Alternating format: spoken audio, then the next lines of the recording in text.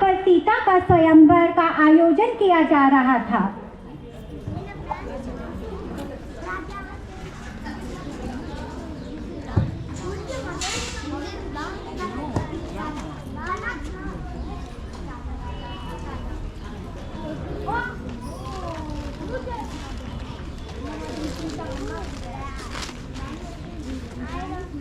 बस बहुत हुआ, अब और उपहास ना हो तो अच्छा है। देश देश से, द्वीप द्वीप से बड़े बड़े राजा एंड राजकुमार यह स्वयंवर में आए हैं। मैं ये भी देख रहा हूँ कि इन सभा में न सिर्फ मानव किंतु देव और दानव भी मनुष्य का रूप धरकर यहाँ आए हुए हैं। किंतु बड़े दुख के साथ कहना पड़ रहा है कि अपने आप को शूरवीर पराक्रमी बताने वाले इन लोगों की भीड़ में से एक भी सच्चा वीर नहीं है। सीता जैसी दिव्य पत्नी पाने के लिए केवल बल और पराक्रम का शुल्क रखा था, किंतु इनमें से किसी ने भी वह क्षमता नहीं दिखाई। क्या मेरी बेटी सीता आजीवन कुंवारी रह जाएगी?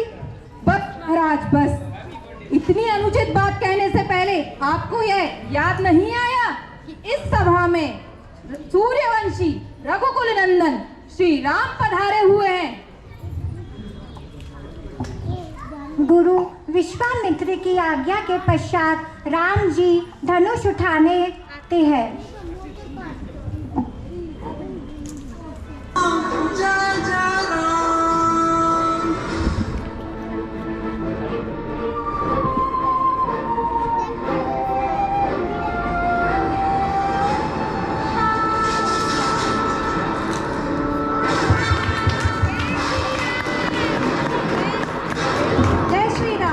जय श्री राम।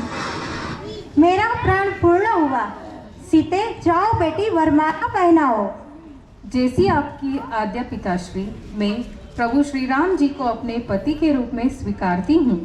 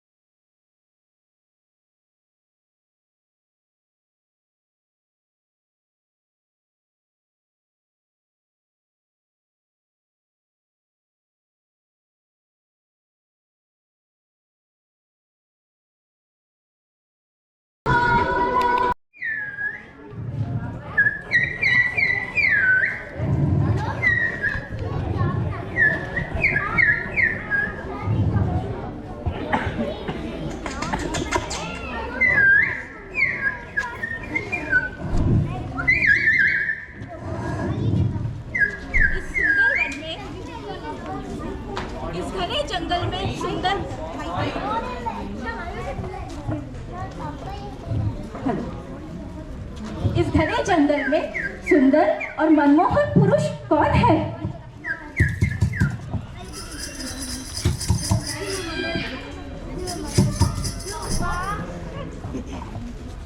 राम देवी, आपका परिचय? मैं इच्छा अनुसार रूप धारण करने वाली शूर्पणखा हूँ। लंकेश्वर त्रिलोक विजयी रावण का नाम तो तुमने सुना ही होगा। महाबली, विश्व विजयी, तेजस्वी रावण मेरा भाई है। राम से किस काम की आशा लेकर देवी आप इस कुटिया तक आई हो? प्रथम दर्शन में ही मेरा मन आपके रूप यौवन को देखकर आकर्षित हो गया है। मुझे अपनी भार्या के रूप में स्वीकार करो। परंतु मैं एक पत्नी व्रत ले चुका हूँ, इसीलिए मैं तुझसे शादी नहीं कर सकता।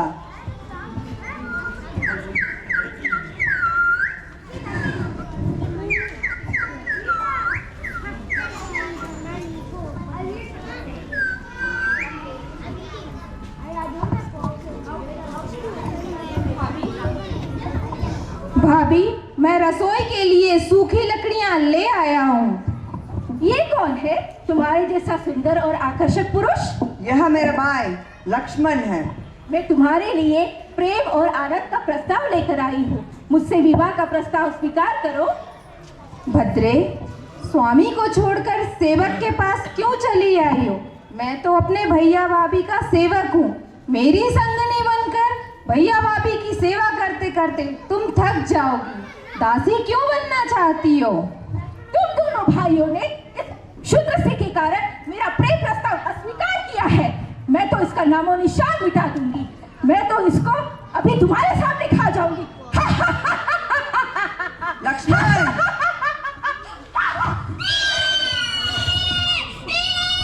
इसका प्रतिशोध तो मैं लेकर आऊंगी।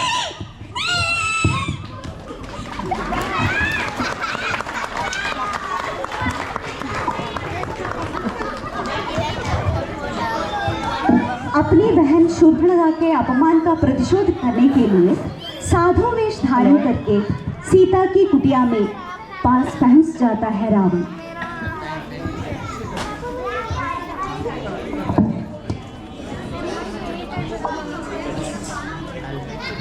भिक्षां देहि, भिक्षां देहि, भिक्षां देहि, भिक्षां देहि। प्रणाम मुनिवर। कल्याण हो देवी। हम बहुत दूर से आए हैं और भूखे हैं। तुम्हारी कुटिया देखे इस आशा में आए हैं कि हमें कुछ भोजन मिल जाए। अवश्य मुनिवर। इस समय इस मेरे कुटिया में मेरे स्वामी नहीं है, इसीलिए मैं आपका स्वागत नहीं कर सकती। पर आप यहीं ठहरिए, मैं यथावत भोजन लेके आती हूँ।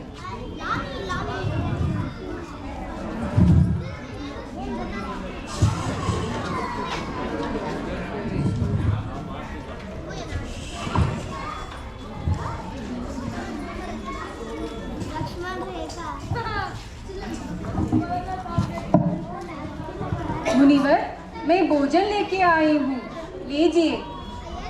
ले आओ देवी।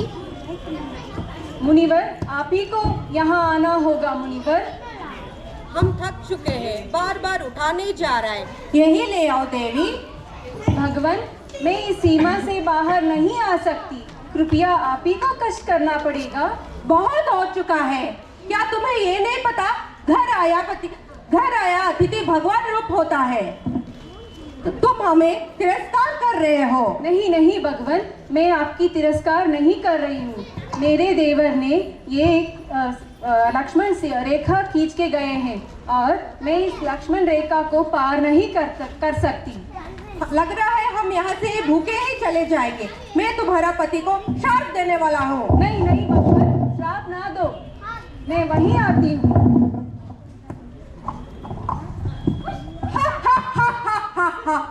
कौन है मायावी, तू कौन है? मैं तुम्हारा दास लंकापति रावण।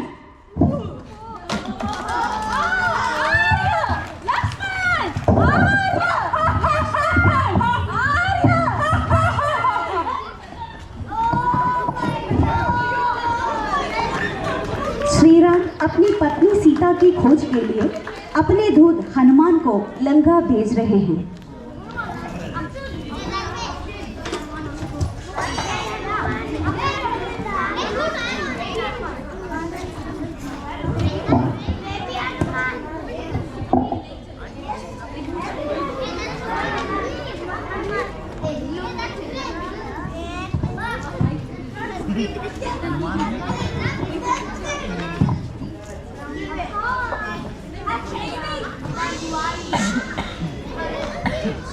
माता, मेरा प्रणाम स्वीकार करो।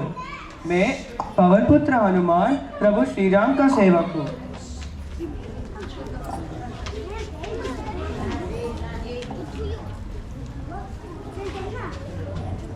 मैंने सोचा सच में मेरे प्रभु की कोई दूत आया है, पर आप मायावी लोग झूठे झूठे रूप धरकर मुझे धोखा देते हो। चले जाओ यहाँ से, मुझे ना सताओ। माता, आप मुझ पे शंका न करो। यह मुद्रिका जो प्रभु ने निशानी के लिए भेजी है, इसे देखो। हाँ हाँ, ये तो मेरी प्रभु की ही मुद्रिका है। मुझे तुम पर विश्वास हो गया है बस। माता, आप अभी मेरे साथ इस लंका से चलिए। नहीं पुत्र, मैं तुम्हारे साथ नहीं आ सकती। तुम मेरे एक चूड़ामणि अपने प्रभु को देना और एक संदेशा भी पहुंचाना कि वो यहाँ शीघ्रता से आए, पापी रावण का वध करे और मुझे सम्मान सहित यहाँ से ले जाए। आपकी आज्ञा माता। विरह में डूबे श्री राम ने उठाया धनुष और बाण और मन में साधा एक ही लक्ष्य, हरेंगे रावण के प्राण।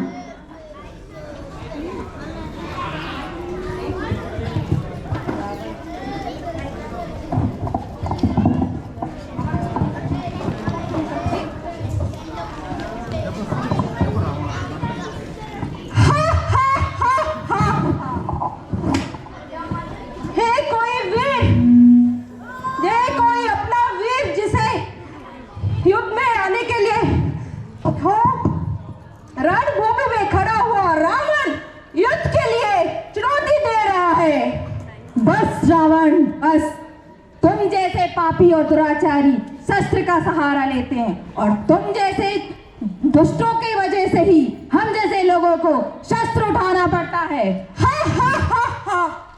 रावण के दरबार से एक एक पराक्रमी योद्धा आकर युद्ध में मृत्यु को प्राप्त होते हैं। इसी दौरान मेघनाद द्वारा शक्ति लगने से लक्ष्मण जी मूर्छित हो जाते हैं और फिर राम और रावण का घमासान युद्ध होता है। वाह रावण वाह, तुम तो परम शक्तिशाली हो, परंतु कितनी दुख की बात है कि तुमने अपनी शक्ति का प्रयोग अधर्म के लिए किया है। इस समय तुम्हारे हृदय में अशांति, चिंता और एक ही तड़प रह गया है और कुछ नहीं। तुम्हारा समस्त पापों का दंड तुझे आज अवश्य मिलेगा। तुम्हारा अंत आ चुका है रावण। हा हा हा हा हा।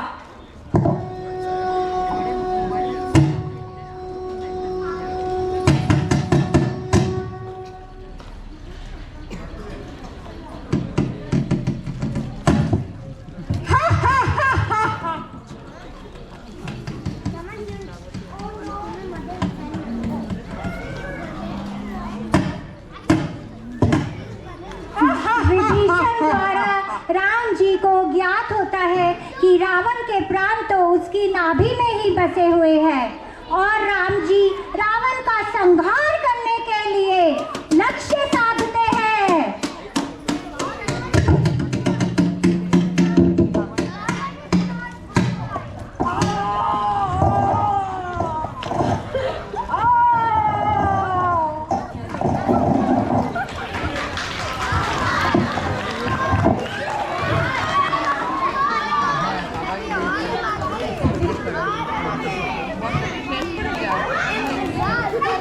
श्री राम प्रभु ने रणभूमि में त्रिलोक विजय रावण का वध करके तीनों लोगों को शोकमुख कर दिया।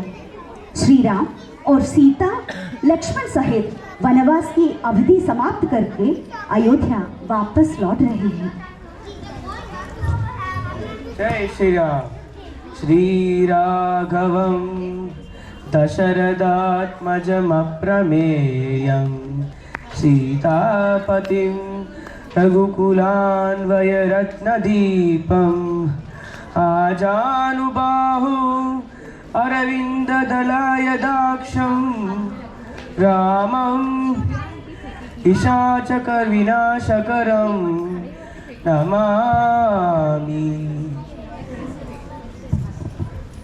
जय श्री राम। धन्यवाद। अयोध्यापति श्री राम जी की जय। बोलो राम जी की लक्ष्मण, सीता, राम जी सब अयोध्या वापस पहुंच रहे हैं। तब तक मैं श्रोतागण से निवेदन करती हूँ कि हम थोड़ा राम भजन करें।